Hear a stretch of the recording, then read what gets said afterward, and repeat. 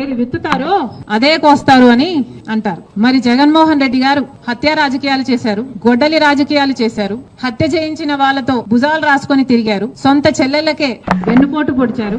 5 కోట్ల మంది ఆంధ్ర రాష్ట్ర ప్రజలకు బీజేపీ పార్టీకి ప్రత్యేక హోదాను తాకట్టు పెట్టారు. ఈ రోజు జగన్మోహన్ రెడ్డి గారు ఢిల్లీలో ధర్నా చేస్తారా? ప్రత్యేక హోదా కోసం ఎందుకు చేయలేదండి ధర్నాలు? 5 సంవత్సరాల మీద అధికారంలో ఉన్నారు కదా, మరి ఢిల్లీలో మీరు ప్రత్యేక హోదా కోసం ఎన్నిసార్లు ధర్నాలు చేశారు? ప్రత్యేక హోదా అసలు ఊసే లేకుండా చేశారు కదా. ప్రత్యేక హోదా గురించి మీరు ఏ రోజు పట్టించుకోలేదు, పోలవరం గురించి మీరు ఏ రోజు పట్టించుకోలేదు, రాజధాని గురించి అని చెప్పి 3 రాజధానులను కన్ఫ్యూజ్ చేశారు.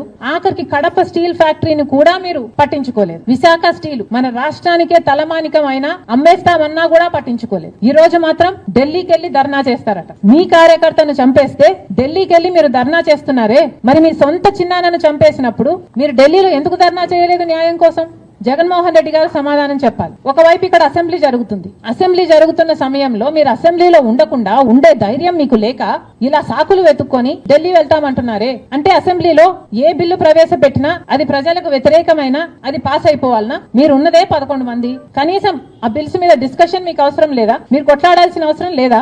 ఏం ఆలోచన చేస్తున్నారు జగన్మోహన్ రెడ్డి గారు? అసలు ఈ వెనుకొండలో జరిగిన హత్య కూడా పొలిటికల్ మర్డర్ ఇది కానే కాదు, ఇది వ్యక్తిగత మర్డర్ అని కూడా అంటున్నారు కదా. మొన్నటి వరకు కూడా హత్య చేసిన వాళ్ళు, హత్య గురైన వాళ్ళు ఇద్దరు వైసీపీతోనే ఉన్నారు. మరి అలాంటప్పుడు ఇది పొలిటికల్ మర్డర్ ఎలా అవుతుంది? ఈ పొలిటికల్ మర్డర్ అని మీరు చెప్పి మీరు ఢిల్లీకి వెళ్లి ధర్నా చేస్తున్నారా?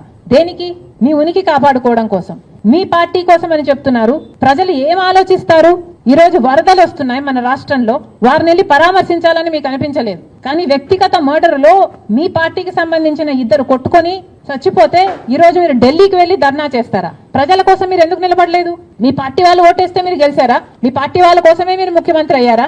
5 సంవత్సరాలుగా మీరు ప్రజల కోసం పనిచేయలేదు, కానీ ఈ రోజు ఢిల్లీకి వెళ్లి ధర్నా చేస్తారట. సిగ్గుండాలి కదా. కానీ ఈ విషయంలో పోలీసులను కూడా అడుగుతున్నాం, నడి రోడ్డు మీద ఇలా హత్యలు చేసుకుంటుంటే పోలీసులు ఏం చేస్తున్నారు? ఆంధ్ర రాష్ట్ర పోలీసులుగా మీ బాధ్యత కాదా లా అండ్ ఆర్డర్ మెయింటైన్ చేయడం? ముఖ్యమంత్రి గారు, డిప్యూటీ ముఖ్యమంత్రి గారు చంద్రబాబు గారు, పవన్ కళ్యాణ్ గారిని కూడా ప్రశ్నిస్తున్నాం, మీ హయాంలో నడి రోడ్డు మీద ఇలా మర్డర్లు జరిగితే మీరు బాధ్యులు కారా? మీకు ఆపాల్సిన బాధ్యత లేదా? లా అండ్ ఆర్డర్ ఉన్నట్టా చచ్చిపోయినట్టా మన రాష్ట్రంలో? మళ్ళీ చెప్తున్నాం, మీరు జోక్యం చేసుకోండి, ఇలాంటివి కాకుండా చూసుకోండి. పోలీసులు కూడా అప్రమత్తంగా ఉండాలి. ఈ లా అండ్ ఆర్డర్ సిచ్యువేషన్ ని కంట్రోల్ చేయాల్సిన బాధ్యత పోలీసులకు ఉంది, ముఖ్యమంత్రికి ఉంది, డిప్యూటీ చీఫ్ మినిస్టర్ కు ఉంది. దయచేసి